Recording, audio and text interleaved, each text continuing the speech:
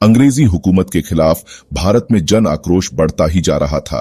रोवलाट act के आने के बाद से तो भारतीयों में ब्रिटिश हुकूमत के खिलाफ और भी ज्यादा गुस्सा बढ़ गया था। पूरे भारत में जगह जगह इस एक्ट का विरोध हो रहा था और हर भारतीय यह चाहता था कि यह एक्ट किसी भी तरह से न आए। महात्मा गांधी, बाल गंगाधर तिलक, लाला लाजपत राय और अन्य कई भारतीय नेताओं ने इस एक्ट का विरोध किया। हमें यह एक्ट किसी भी कीमत में मंजूर नहीं है और हम इस एक्ट के विरोध में पूरे भारत में हड़ताल की घोषणा करते हैं। तो आखिर ऐसा क्या था रोवलट एक्ट में? इस एक्ट की रचना सन 1919 में सर सिडनी रोवलट के देखरेख में हुई थी और इस एक्ट से उनका यही प्लान था कि किसी भी तरह से भारत के आजादी संग्राम को रोका जाए। इस एक्ट के आने के बाद ब्रिटिश हुकूमत के पास किसी भी व्यक्ति को बिना किसी मुकदमे के गिरफ्तार करने की ताकत मिल जाती और इस एक्ट में ऐसी स्पेशल अदालतों का गठन करना जिसमें था सिर्फ राजद्रोह के मुकदमे की कार्रवाई शामिल था। रोवलट एक्ट के बाद किसी भी तरह की बोलने की आजादी और बिना इजाजत किसी भी तरह की सभा करने पर रोक थी। अगर कोई भी इसके विरुद्ध जाता तो उस पर राजद्रोह का मुकदमा चलाया जाता। इस एक्ट के जरिए ब्रिटिशर्स भारत पर अपनी पकड़ को और मजबूत करना चाहते थे। पंजाब में भी इस एक्ट का विरोध था। भारत की जनता पूरे शांतिमय तरीके से इसका विरोध कर रही थी, लेकिन ब्रिटिशर्स को यह विद्रोह रास नहीं आ रहा था। पंजाब में उस समय ब्रिटिश हुकूमत ने ब्रिगेडियर जनरल रेजिनाल्ड डायर को पंजाब की कमान सौंपी और उनकी यही सबसे बड़ी भूल थी। कौन था brigadier general Reginald Dyer? British government के लिए ब्रिगेडियर जनरल रेजिनाल्ड डायर ने वर्ल्ड वॉर 1 में बहुत से युद्ध लड़े थे। वह ब्रिटिश अलाइड ग्रुप के साथ फ्रांस में तैनात था। डायर ने बहुत सी फौजी टुकड़ियों का नेतृत्व किया था। उसने battle of Neuve Chapelle, battle of Aubers Ridge और बैटल ऑफ फेस्टुबर्ट में ब्रिटिश की तरफ से लड़ाई लड़ी थी। वर्ल्ड वॉर 1 के दौरान हुई खूंखार लड़ाई ने डायर की मानसिकता को और भी ज्यादा खूंखार बना डाला। अब वह एक बेरहम और जालिम बन चुका था। खैबर पख्तून, टोची वैली और बलूचिस्तान जैसे क्षेत्रों में उसने ब्रिटिश हुकूमत का दबदबा बनाया हुआ था। कहा जाता है इन इलाकों में भी उसने मासूम लोगों पर बहुत कहर बरसाया था। उसे पंजाब में ब्रिटिश सेना का कमांडर बनाया गया था। We want you to strengthen our government in Punjab like in other regions and act strictly if necessary. Ha ha ha ha ha! Sir, I like such rebels because I crush such rebels under my shoes. Jallianwala Bagh हत्याकांड से पहले मार्च 1919 में अमृतसर शहर में एक घटना हुई थी जिसे क्रॉलिंग ऑर्डर के नाम से जाना जाता था। इसमें एक मामूली अपराध के लिए डायर द्वारा एक भारतीय व्यक्ति बैसाखी राम को दी गई क्रूर और अपमानजनक सजा शामिल थी। अमृतसर में अशांति के दौरान कर्फ्यू लगाया गया था और बैसाखी राम कर्फ्यू के घंटों के दौरान अपने घर के बाहर पाए गए थे। सजा के तौर पर डायर ने बैसाखी राम को सार्वजनिक रूप से कोड़े मारने का आदेश दिया। हालांकि यह आदेश उससे भी अधिक कठोर था।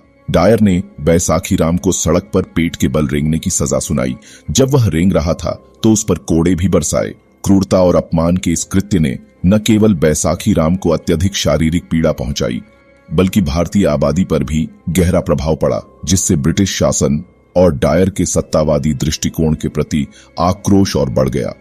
जलियांवाला बाग नरसंहार के साथ साथ क्रॉलिंग ऑर्डर की घटना डायर की क्रूर मानसिकता और भारतीय आबादी पर गंभीर और अपमानजनक दंड देने की उसकी इच्छा को दर्शाती है। पंजाब में ब्रिटिश हुकूमत के प्रति विरोध ने डायर को चिंता में डाल दिया था। वह किसी भी तरह से अमृतसर की जनता को दबाना चाहता था, क्योंकि उसे अपनी उस क्रूर छवि की चिंता थी जो उसने अब तक बनाई हुई थी। अगर उसकी पकड़ कमजोर हुई तो ब्रिटिश सरकार का उस पर भरोसा उठ जाएगा। बहुत से मीटिंग के दौर चले और फिर उसके क्रूर दिमाग ने एक ऐसा खेल रचा जो भारत के इतिहास के पन्नों में सबसे दर्दनाक घटना बनी। तो कैसे की डायर ने जलियांवाला बाग की प्लानिंग? डायर को ब्रिटिश इंटेलिजेंस के सूत्रों से खबर मिली कि बड़ी मात्रा में जलियांवाला बाग में 13 अप्रैल 1919 को बैसाखी का त्योहार मनाने के लिए भीड़ इकट्ठा होने वाली है और साथ ही साथ उसे यह भी पता चला कि इस सभा में रोवलट एक्ट के प्रति प्रदर्शन होने वाला है। इस खबर को सुनते ही डायर आग बबूला हो गया और उसने फिर एक प्लान बनाया।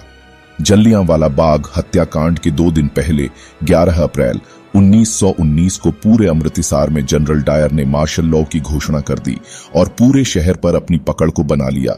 इस लॉ के तहत किसी भी तरह की जनसभा पर प्रतिबंध लगा दिया और सभा से पहले डायर की अनुमति लेना जरूरी कर दिया गया। 13 अप्रैल 1919 बैसाखी का पर्व। लोग अपने अपने घरों से सुबह सुबह तैयार होकर जलियांवाला बाग में इकट्ठा होने लगे। इस पर्व को मनाने के लिए बच्चे, औरतें, बूढ़े और सभी उम्र के लोग खुशी खुशी पहुंचे। कोई अपने घरों से मिठाई लाया एक दूसरे को बांटने के लिए, तो कई लोग एक दूसरे को त्योहार की बधाई दे रहे थे। जनरल डायर को जैसे ही इस सभा का पता चला, उसने इसको अपने द्वारा लगाए हुए मार्शल लॉ का उल्लंघन समझा। उसने अपने सभी सैनिकों को इकट्ठा कर जलियांवाला बाग की तरफ मार्च करने का हुक्म दिया। डायर आज कुछ ऐसा करने वाला था जिसकी कल्पना किसी ने भी नहीं की थी। वहां पर बस एक छोटा सा गेट था जिससे बाहर जाया जा सकता था। डायर ने उसी गेट पर अपनी सेना की टुकड़ी को तैनात कर दिया। इस कारण अब वहां से बाहर निकलने का कोई और दूसरा रास्ता नहीं बचा। जैसे ही वह वहां पहुंचा, उसने भीड़ की तरफ देखा और उन्हें किसी भी तरह का मौका तक नहीं दिया वहां से बाहर निकलने का। उसने सेना को रेडी पोजीशन का इशारा किया। भीड़ सेना के हाथों में बंदूकें अपनी तरफ देख घबरा गई। डायर आज भारत को ऐसा घाव देने वाला था जो कभी नहीं भरा जा सकता, और फिर क्रूर आंखों से उसने भीड़ को देखा और कहा, फायर! पूरे 10 मिनट तक सेना ने भीड़ पर गोलियां चलाई। गोलियों से बचने के लिए लोग इधर उधर भागने लगे। भगदड़ मच गई। छोटे छोटे बच्चे भगदड़ में कुचले जाने लगे। हर तरफ अफरा तफरी का माहौल था। खुशी के गीत अब दर्दनाक चीखों में बदल गए।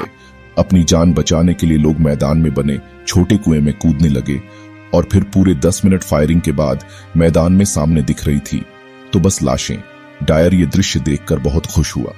सुबह से चल रहा खुशनुमा त्योहार एक मातम में बदल गया। हजारों लोग मारे गए और हजारों घायल हुए। इस हत्याकांड की पूरे भारत में बहुत आलोचना हुई। अब भारत की आजादी की लड़ाई और भी तेज हो गई। इस हत्याकांड के बाद ब्रिटिशर्स के सामने नॉन कोऑपरेशन मूवमेंट, स्वदेशी मूवमेंट आई। पूरा भारत एक हो गया और अब हर कोई पूरी तरह से पूर्ण आजादी चाहता था। बहुत से ब्रिटिश लीडर्स ने डायर की इस घटना की तारीफ की और बहुतों ने आलोचना।